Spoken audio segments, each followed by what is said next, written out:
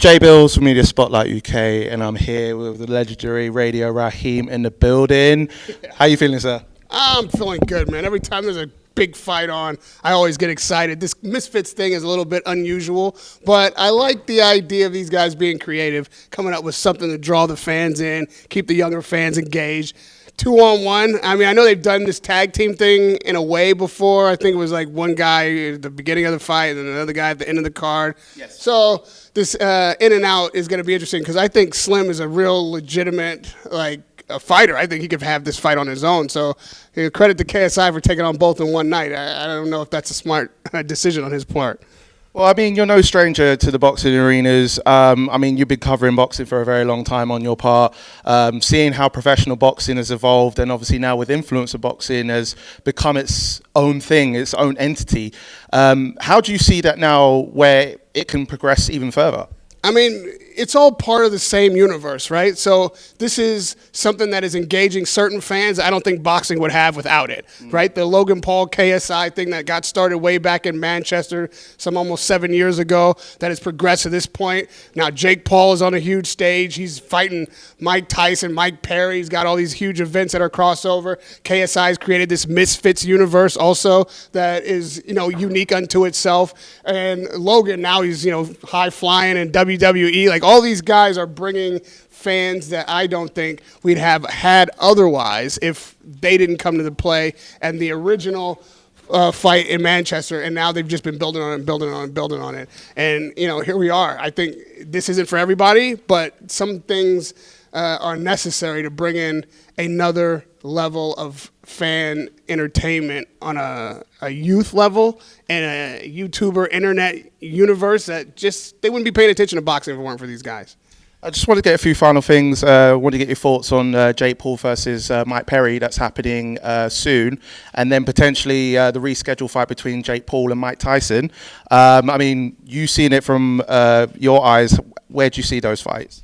I don't know much about Mike Perry, to be fair. I know that Jake Paul is always looking for an opponent to knock out. I'm imagining this is another opponent he's intending to knock out. I think they need to keep the momentum going, keep the build going for the Mike Tyson fight in November. So, he's going to stay busy. I think, his intention is to knock Perry out, I'm sure, and keep the hype going for the Tyson fight coming in November. I don't know what Perry's bringing to the ring. He's not like a traditional boxer, so it's not somebody I've covered. But I know that Jake Paul always keeps the excitement high. He's always going to come with the big highlight knockout to put the internet, into a craze. And I expect that that's what his intention is going to be come the Mike Perry fight. And I got to ask about the Tyson Fury Alexander Usyk rematch, which is later this year. What does Tyson need to do? Obviously, this is his first loss, but what does he need to do to bring himself back up? Obviously, the rematch is going to be bigger than the first fight. Tyson's a brilliant boxer. What he needs to do is make the adjustments necessary to beat Usyk. Now that they've been in the ring one time, they know what to expect from each other. They're both going to make adjustments and try to make it more difficult for the other in the rematch. You won't see the same fight twice. You won't see these guys fight exactly the same way again because they're both very intelligent. They're going to be very strategic. They're going to look and see what worked the first time, try to do more of that, see what didn't work the first time, and do less of that. Don't forget that even though Usyk won the fight, he did get rocked in the fight. I think that big uppercut where he was, keeping his game face on hurt him. That was round 9, wasn't it? I think round 9 was where Usyk almost got Fury out of there completely. I'm saying Fury landed an uppercut on Usyk that rocked him earlier in the fight, before that. So, there was moments for both fighters that could have got him out of there. And, on the cards, they went to Usyk, rightly so. He won the fight, but it was close, and there were moments in there that could have ended the show for either side. So I think in the rematch, you don't know what to expect, and both guys are going to come with a little bit different game to get the better of the other.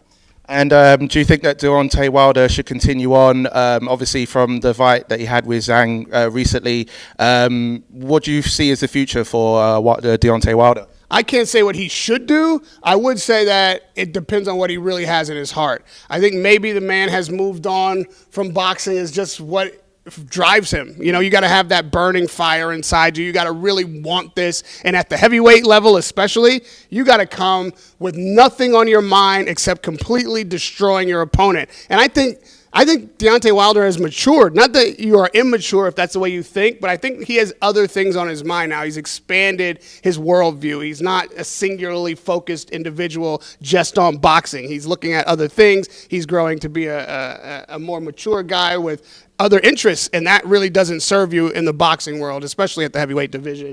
You got to be zeroed in, and maybe it's just time for him to have some new horizons, look at other things that bring him joy, that bring him passion, and there's no shame in that. This guy took a right hand further than anybody has ever taken a right hand in the history of boxing, and he is absolutely one who should be proud of his accomplishments, could walk away from the sport right now having done major things in the sport that, you know, other people would have given their right arm to do, no pun intended, but he gave his whole right arm for this sport and did a lot in the ring, gave us a lot of great moments, huge knockouts, fantastic fights, and, you know, if this is the end for him, thank you for your service. And what's happening for you next? What's the outline for Radio Rahim? You know, I'll be here, Dublin, on August 31st. I'm going to stay in the universe of crossover boxing, as, you know, I was there at the helm at the beginning, and I still support it, still believe in it. I think this is going to be an interesting night. I'm most looking forward to the IBF Heavyweight Championship coming up next in September. You know, Dubois, Joshua, I think that's a hell of a fight. I think both of these guys have their story yet to be written. They both have new chapters coming, and it's going to be a clash that I'm really very much looking forward to. I like both guys a lot. I think they're good dudes, but I think on that night, we're going to see a real heavyweight championship fight, and what that looks like, for me, is always a great night of boxing. Well, I appreciate your time. Thanks so much for taking time to speak to me, and I wish you all the best when whatever comes through your way next. Yeah, and let me thank you also. You know, the next generation is also picking up the mantle with the camera and the microphone, keeping boxing alive, keeping the heartbeat there. You're grassroots reporters. It's your job, really, to keep this sport on its feet. So coming up to these press conferences, talking to the fighters, taking some time to talk to a guy like me, making sure that the fans are informed and that the questions that need to be asked are asked, that is maybe the most important thing that happens in boxing other than the boxing itself. So kudos to you for staying on the beat and staying on the job, man. Well, I appreciate that coming for you. Thank you so much, bro. I really appreciate it. Thank you. Thank you so much. Radio Rahim with Joe at Media Spotlight UK. Yeah, done now. Done now.